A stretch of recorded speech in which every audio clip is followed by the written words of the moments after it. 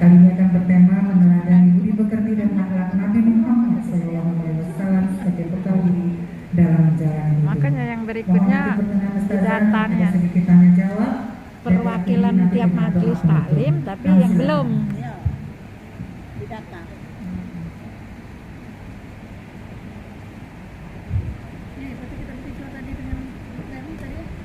Kalau ada di BKM tuh, oh kecil ya? Kecil. Iyalah, aku gabung ada. Terima kasih kepada pembawa acara. Bismillahirrahmanirrahim. Assalamualaikum warahmatullahi wabarakatuh. Waalaikumsalam warahmatullahi wabarakatuh. Daun salam beberapa loh. Bagian jawab salam insyaallah sehat galau-galau. Amin ya rabbal alamin. Daun salam si mana lagi? Bagian jawab salam kita doa ke Cek Wona teruslah berlari. Amin. Insyaallah nak kenal dari sumber. Amin. Amin. Alhamdulillahillazi basira wa nadhira wa da'iya ila bismillahi siraja wa munira. Asyhadu an la ilaha illallah wahdahu la syarika lah sahadatan li liqa'ihi zuhra wa asyhadu anna Muhammadan abduhu wa rasuluh arba'u bariyatul qudrah. Allahumma shalli ala sayyidina Muhammad wa ala alihi wa sahbihi wa sallim taslima katsira. Amma ba'du. Yang saya hormati Ibu Ketua Tim Penggerak PKK Sumatera Selatan, Ibu Haja Perdita Lustia Hermandeli. Yang saya hormati Ibu Wakil Ketua Tim Penggerak PKK Sumatera Selatan, Ibu Haja Fauzia Mawad Yahya, dan ibu-ibu semua tim penggerak PKK Sumatera Selatan yang sudah hadir, yang insyaallah galau-galaunya dirahmati Allah. Amin. Kemudian ibu-ibu jemaah majelis taklim yang sudah hadir hari ini, yang insyaallah juga galau-galaunya dirahmati Allah. Amin. Alhamdulillah syukur pada siang menjelang sore ini kita baca memenuhi aula ini dalam rangka kita menyambung tali silaturahim, menambah wawasan keilmuan dan meneguhkan keimanan kita, dan kita hadir di sini juga Allah nikmat sehat, nikmat iman dan nikmat kesempatan. Amin ya rabbal alamin. Salawat dan salam kita tujukan kepada junjungan besar kita Nabi Muhammad Sallallahu alaihi wasallam. Sebelum ustazah mulai ceramah, ustazah nak mengucapkan dulu wedding anniversary kepada Ibu Haja Perdita Lustia Hermandeli, ulang tahun perkawinan yang ke-37. Baru tahu nak naik tadi, yang tahu nak tumpeng kita. Jadi selamat Bu Reni, semoga sama Allah selalu ya, sakinah mawaddah warahmah. Jemaah, Oi. jemaah, Oi. alhamdulillah. Ada yang ngomong ustazah, kenapa kita harus meneladani akhlak Rasul? Karena jasa Rasul itu besar sama kita. Lahirnya Rasul itu mengubah tatanan dan peradaban dunia. Minaz zulumati ilan nur, membuka tabir kegelapan kepada dunia yang penuh cahaya. Kalau saja lebih senang memakai kalimat membumi hanguskan zaman yang penuh kebiadaban kepada dunia yang penuh peradaban. Dulu sebelum Rasul dilahirkan kita kenal dengan yang namanya zaman jahiliyah. Jahil. Bukan dianggap di seluruh dunia. Jahil. Penuh kegelapan. Berlaku hukum rimba. Yang kuat jaga yang lemah, yang kaya jaga yang miskin, perbudakan di mana-mana, penindasan di mana-mana, kaum perempuan dijajah oleh kaum laki-laki. Halo? Wabil khusus untuk kita kaum wanita, ini jasa Rasul itu besar sama kita ibu-ibu. Dulu sebelum Islam datang, dianggap yang kita kenal dengan zaman jahiliyah tadi, yang bodoh dari segi akal, otak ada, akal bodoh, akhlak pun bodoh. Jadi dulu di Arab sana sekolah yang kata Quraisy itu bininya sampai 50-an. Sekolah yang bininya 50-an, ada yang 70-an. Kalau yang dicarinya tuh rata-rata bininya tuh gadis-gadis tingting. Ada mahasiswa aku nanya, ustazah, kenapa sampai wanita Bisa sebanyak itu, apa tidak berontak? Ternyata di sana tidak bisa berontak. Kita wanita tidak dinikahi, kalau dia naksir sama cewek, diincarinya dari jauh. Yang gadis-gadis ting-ting tadi, untung Ayu ting-ting belum lahir waktu itu. Kalau dia sudah lahir, sentak ke kawan juga. Dicikinya dari jauh, mah itu pala disentak dia. Bininya lah tua dibuang dia. Itu zaman jahiliyah. Ternyata ibu-ibu bukan Arab di seluruh dunia itulah. Termasuk di Cina. Di Cina itu salah sikok raja dari dinasti Ming itu bangun istana dengan 1000 kamar. Rajanya Sikok, kamarnya 1000. Ustazah baca dalam buku The King and the Empire. Ada ilmiah dikit gitu. Raja dan seling-selingnya. Rupanya 1000 kamar itu. Rupanya 1000 kamar itu untuk selingnya. Bayangkan. Rajanya Sikok, selingnya 1000. Tak terbayang saja kapan raja itu pakai kolongnya. 1000. Tak sempat. Tak sempat. Lebih parah ada yang Arab tadi. Kadang 70 sampai 50. Ya, halo? Halo. Maka pada zaman itu kita kaum wanita tak ada harganya sama sekali. Uji kami orang Lembang tak beraji pada zaman itu. Maka dia kalau punya anak betina langsung dibunuh. Dianggap aib. Lahir anak betina dikubur hidup-hidup. Lahir anak betina dikubur hidup-hidup. Bininya hamil di USG. Pertanyaannya sudah ada USG apa belum? Belum. Kamu diam baik.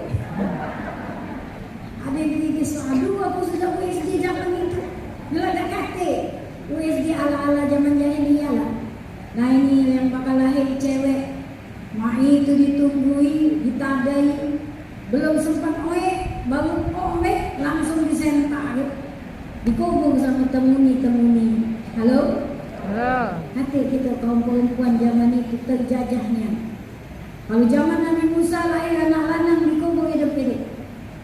Zaman Maiyai akibat kita lalai didik anak kita. Budak-budak banyak nonton film Korea. Lahirlah cabai-cabian dan terong-terongan. Cabai-cabian dan terong-terongan ketemu di bawah flyover situ. Setahun dapat pantun Bandung Lautan Api perut melendung nak ada laki. Ini budaknya yang jahiliyah. Hati-hati, akhlaknya jahil. Halo? Halo. Nah masa itu ibu-ibu kita tak kata harganya sama sekali. Penguasa menindas rakyat, upeti di mana-mana, perbudakan yang miskin tertindas. Halo? Nah maka tepat 12 Rabiul Awal tahun gajah. Jadi dulu belum ada penanggalan. Ditanya kapan Rasul lahir? Tahun gajah. Kenapa disebut tahun gajah? Bertepatan dengan tentara Abu Lahab bergajah nak nyerang Ka'bah.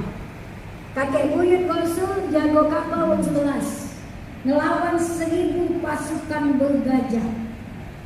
Dalam logika tak mungkin menang 11 melawan 1000.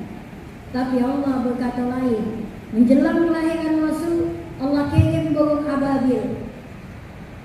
Bawa batu-batu dari neraka. Dia burung ababil itu melempari tentara berhabul gajah dengan batu-batuan dari neraka sehingga hancur mereka semua sebelum memasuki tanah suci Makkah. Lahirnya Rasul ditandai dengan diselamatkannya Ka'bah oleh Allah Subhanahu wa taala. Menandakan bayi yang bakal lahir ini adalah kekasih Allah. Semua malaikat berkumpul di rumah Nabi Allah.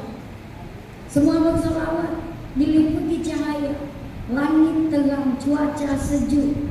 Bunda Siti Aminah siap untuk melahirkan manusia pilihan Muhammad Sallallahu Alaihi Wasallam. Nah ibu-ibu jangan tidak tahu, kaget amat ditanya, kamu kan melok pengajian. Mana dalilnya tentang tentara Abraham bergajah dengan Ka'bah? Aduh, ayatnya alam taruh kayu apa anak? Rabbuka bi ashabil fil. Asbabun nuzul ayat itu tentang diselamatkannya Ka'bah oleh Allah Subhanahu wa taala. Halo? 12 Rabiul Awal lahir dari kandungan Bunda Siti Aminah dan disusui oleh Halimatus Sa'diyah. Rasul mendapatkan kasih sayang yang penuh, gizi yang sehat. Kemudian 6 tahun kan Rasul lahir dalam keadaan yatim, 2 bulan dalam kandungan, ibunya meninggal, bapaknya meninggal dunia. 6 tahun di asuh ibu, bunda pun meninggal. Jadi yatim piatulah Rasulullah. Diasuh oleh kakek beliau Abdul Muthalib. Muhammad kecil sudah menunjukkan kepribadian yang luar biasa. Ibu-ibu, ayat yang sering dibaca kalau menjelang Maulid itu adalah laqad kana lakum fi Rasulillahi uswatun hasanah. Sesungguhnya pada diri Rasul itu ada contoh teladan yang baik.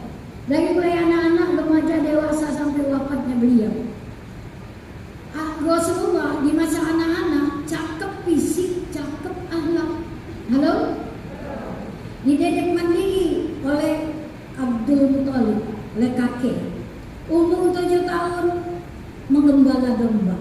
Umur 8 tahun lapacak melok pergi perang, walaupun sekedar mengumpuli anak panah. Halo? Ibu-ibu banding dengan anak-anak kita di rumah. Umur 8 tahun gawinya menggem HP itulah. Pagi main game, siang main game, nak tidur main game. Ada PM, dia main game, maknya yang ngawin. Ibu-ibu sekarang tugasnya nambah. Di samping kasur, sumur, dapur, buat PM. Ibu sekarang mau tertenggih-tenggih isi PM sampai bergaut-gaut kepala, sampai kuncit miring sebelah. Ibu-ibu main lagi. Anak manjo main game. Akhirnya apa? Agak buyan dikit budak kita mainnya. Al-buyan. Sebab yang ngejar ke PM-nya emaknya. Anak-anak sekarang ini kita salah didiknya. Ibu bapak kita dulu tuh ibu-ibu tidak ada sekolah tinggi, tapi dia didik kita nyontoh kakek Rasul, didik Rasulullah.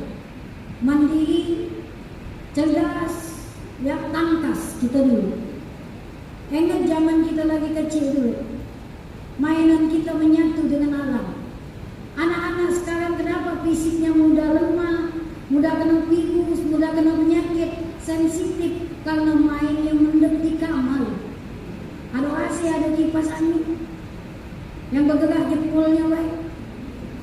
Kita dulu mainnya menyatu dengan alam. Balik sekolah, bantu orang tua, sholat, mainlah, baru kita main. Mainan kita dulu jingolah, cengkling, ye, petak umpet, kasti, ye.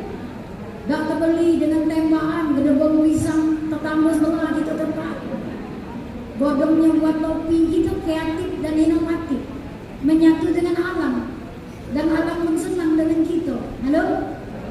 Kita lagi kecil, dah kocan, apa lagi mainan? Biji sawo. Eka. Ya. Pokoknya ada lo. Cerdas otak, fisik pun cerdas. Halo? Fisik sehat, otak cerdas kita dulu. Saja di Sungai Musi, rumah pucuk Sungai Musi. Terjun. Kalau banyak pasang jalan tuman nganjong, 5 jam, tak naik-naik. Bebe pucat, minggu-minggu, hari pucat. Tidak demam-demam kita dulu. Habis nyambung mandi hujan, tidak demam. Budak main hari, nengok mendung, demam. Nenek, aku dedek dah sekolah dulu ni, aku mendung demam dedek, mendung. Tak main lagi. Padahal mandinya di kolam renang, dah galak mandi di sungai. Mandi nak di kolam renangnya, nama si lumbati kita. Bokobok jadi siko, banyu ngalir kita kencing di situ galung. Ya, pikirlah begitu. Mandi shower. Tapi mudah dan sehat. Kita dulu kurang lengkap apa sungai kita, tetapi ngalir banyunya. Balon kita berenang tu buaya, antu banyu, ulo, iwa, aduh, berenang. Lagi berenang si kuning lewat. Labi-labi. Untung dah ada face. Cuman sehat kita dulu. Halo? Kapan baju surut, masuk lumpur, nyedok remis. Lumpur lalu badan. Kapan diseledeki, rupanya lumpur tu hilang kesel kulit mati. Wajar kita sehat. Halo, ada yang kecil main lumpur. Nah, sama aja aku rupanya. Masker. Ini lagi kecil. Harus ke Maka alam lumpur. merestui kita. Maka menurut survei dari para ahli, masa kecil yang bahagia itu adalah masa-masa anak-anak generasi-generasi kita. Bahagia. Anak sekarang terbebani. Halo? Tuh ibu-ibu, kakek, rasul dicontoh oleh orang tua kita, ngedek kita lagi kecil. Kemudian 10 tahun kakek meninggal, diasuh oleh paman beliau Abu Thalib. Rasulullah remaja. Saja tuh agak sedih. Kalau anak-anak gadis kita main hari idolakan artis Korea. Dengar-dengar artis Korea, BTS. Lagunya lagu Korea. Lagu ngomongin idola itu Rasulullah. Artis Korea tuh rainya operasian dulu. Plastik dulu rai. Coba berjemur pagi kita sini jam 12 siang. Monyot rai. Udah kita biar hitam-hitam manis. So berjemur udah monyet asli. Cuman langes rai. Tuh anak gadis kita tertipu oleh bungkusan mainnya. Halo? Enggak sedih. Padahal Rasulullah kita tercakap luar biasa. Dalam kitab yang dikarang oleh Al-Qurtubi, hadis diriwayatkan Bukhari Muslim, nih ibu, Rasul kita tuh fisiknya tidak tinggi, tidak pendek, tidak gemuk, tidak kurus, perut sispek, dada bidang, leher jinjang, dahi lebar. Rambutnya tidak ikel, tidak lurus, tidak keriting, tidak lurus.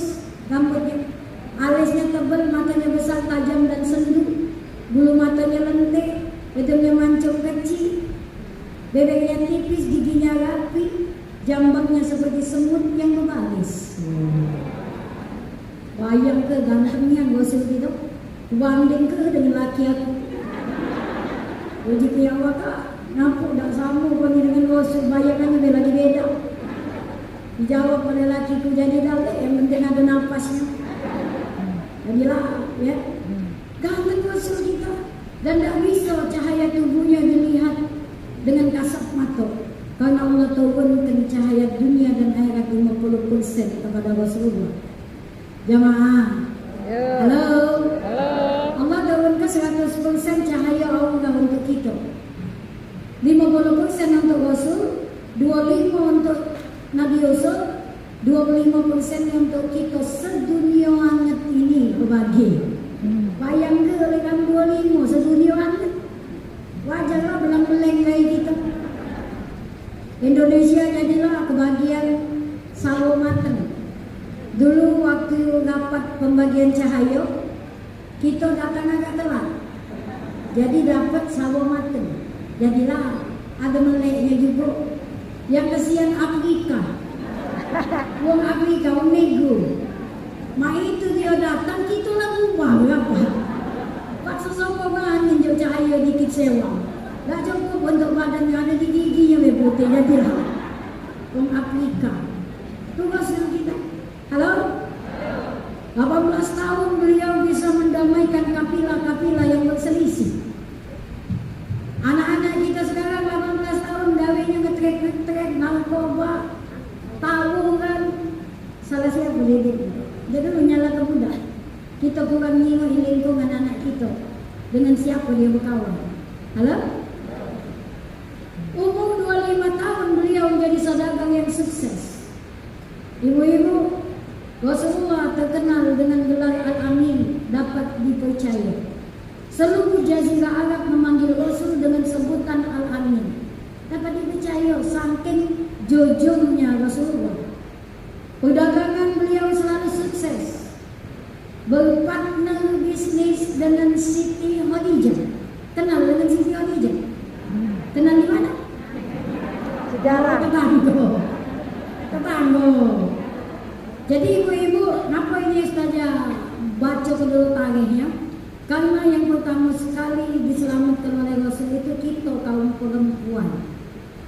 Jadi 25 tahun beliau mendapat amanah kenabian, melakukan tindakan atau akhlak yang harus dicontoh oleh sekalian umat. Beliau dulu yang diutam 5 makarimal akhlak. Aku diutus untuk menyempurnakan akhlak manusia. Yang pertama, akhlak ketuhanan. 11 tahun di tanah suci Mekah, Rasul cuma nanam ke kalimat La ilaha illallah Muhammadar Rasulullah. Kalau dulu zaman itu menyembah patung, berhala, Lata dan Uzza serta kawan-kawannya. Tapi Rasul sejak beliau kecil sampai 25 tahun beliau tidak pernah mau diajak untuk menyembah berhala. Itulah contoh yang beliau contohkan kepada umat. Lalu 25 tahun beliau berpartner bisnis dengan Siti Khadijah. Ibu-ibu, kalau ada yang ngomong wanita muslimah tidak usah sekolah tinggi-tinggi, mendem di rumah kaget ke dapur juga, itu pendapat yang salah. Sep Juna lanang ke dapur, Sep Arnold lanang ke dapur, Budi Hairudin lanang ke dapur. Lemaklah dia masak dari kita. Artinya tak jadi masalah sekolah tinggi-tinggi. Siti Khadijah satu-satunya wanita Quraisy, tokoh wanita Quraisy yang 75% tanah wilayah di tanah suci Mekah itu punya Siti Khadijah. 80% keputaran duit di tanah suci Mekah milik Siti Khadijah.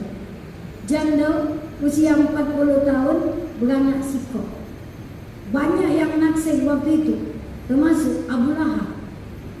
Uji Abu Lahab. Ada yang nanya kenapa Abu Lahab benci sama Rasul sampai mati, karena cintanya ditolak oleh Siti Khadijah. Uji Abu Lahab, dia bijak. Ia gak cerah, baru balik dagang dari Palembang. Kan dulu kan puting-puting yang Ali Sumi. Gak ada jadi bini aku. Maaf kalau Kak cerah, ngaku aku ni sedang nerima lamaran Muhammad bin Abdullah. Menguaplah dada Abu Lahab. Panas sampai naik ke gunung-gunung. Untung tak bertuasuk dari kopi.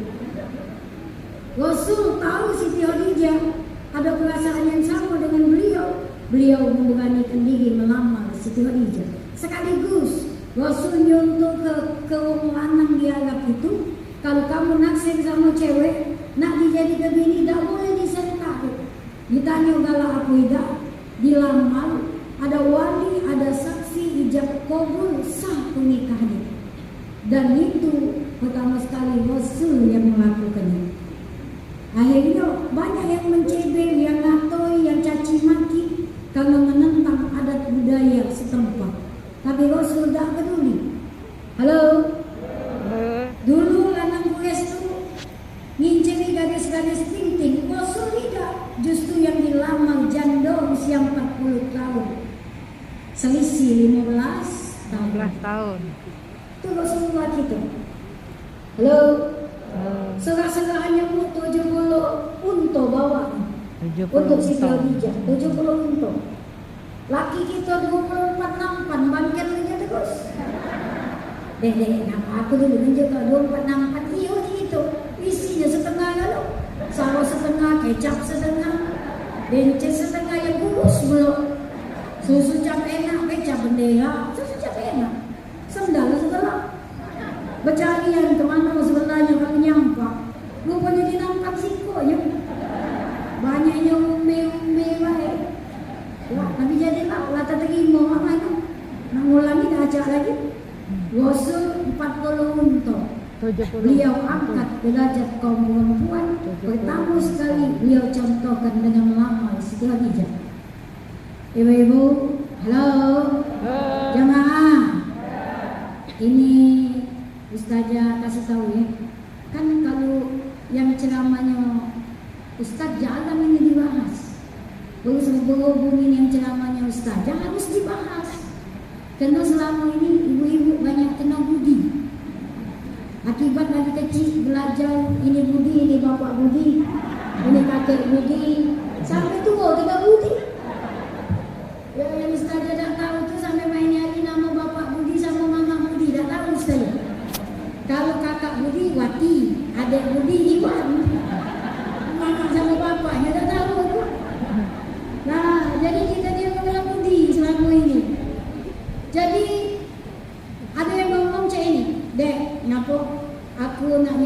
Rasul. Bagus kan? Anaknya kan bukan berbini banyaknya. Ini memfitnah Rasul. Saja orang duluan yang tak setuju dengan pendapat itu. Halo?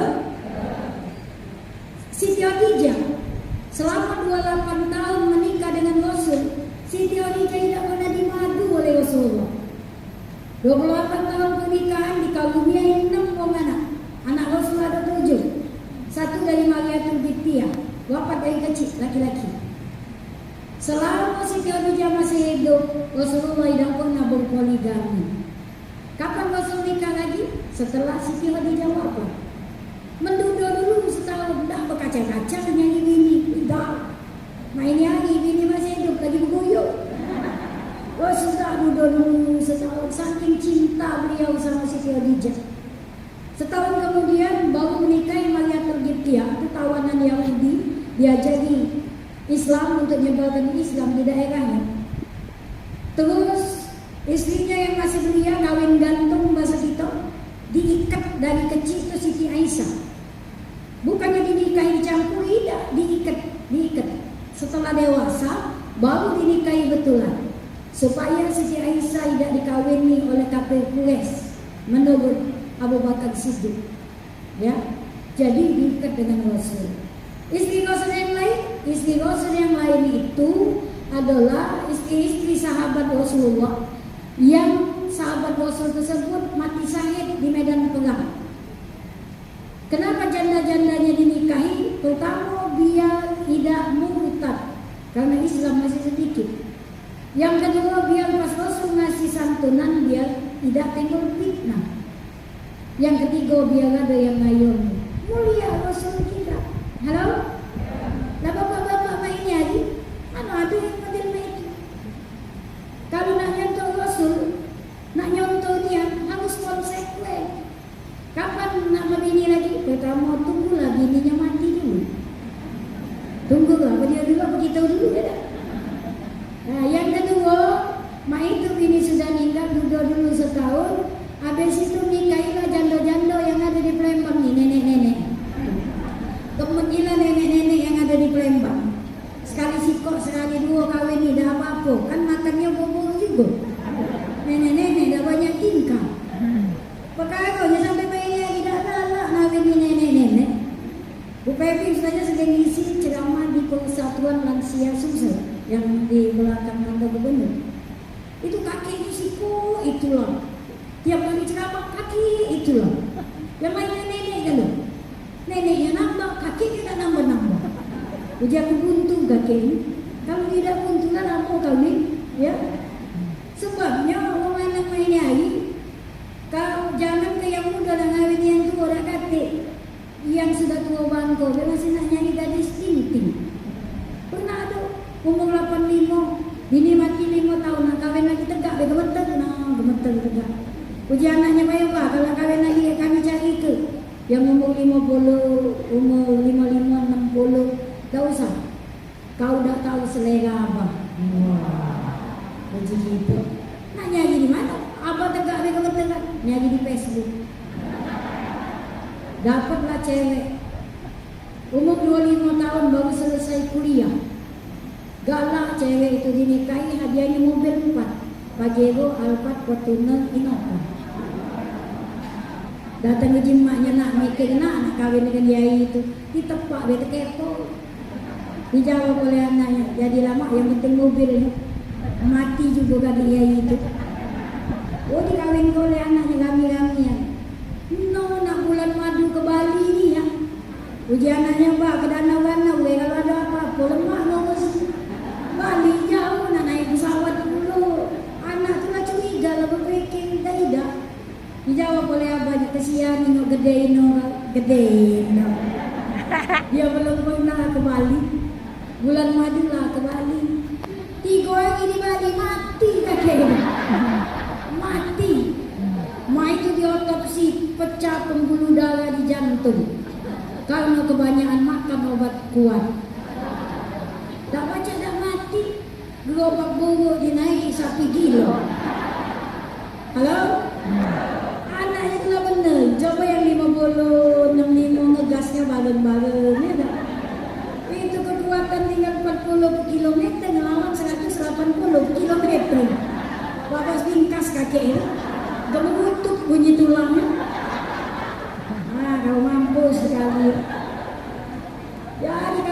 contoh Rasul itu mesti konsekuen. Ngukur baju di wagan gitu. Halo. Banyak yang setuju bapak-bapak bonus saja ngomong ke kita. Halo. Biar kita tuh pintar tarik itu jangan diputar balik ke. Halo. Kan ada ayat yang saja. Ada dulu kita jelaskan lagi. Jadi semenjak Islam datang mulai diatur oleh Rasul pertama ketika kerasulan beliau sudah dimantapkan 5 wahyu pertama di Gua Hira, Islam mulai mengatur anak betina tidak boleh dibunuh-bunuh. Barang siapa punya anak wanita dijaga benar-benar, dididik benar-benar, dihantarkan sampai ke gerbang pernikahan, pahala untuk kedua orang tuanya masing-masing 1 karung gandum emas. Jadi kita punya anak betina tuh pahalanya besar. Ibu bapaknya dapat 1 karung gandum emas. Ibu Peggy punya 4 kali 2, 8 karung gandum emas. Nambahnya lagi di akhirat. Sekarang belum baca. Maka sejak saat itu tidak ada lagi di Jazirah Arab wong bunuh anak wanita. Halo? Halo. Kemudian yang kedua kata Rasul An-Nisa imadul bilad. Perempuan itu adalah timnya negara. Bagus wanita, bagus negara. Terangkat lagi derajat. Cip, nah apa mati-matian? Coba kalian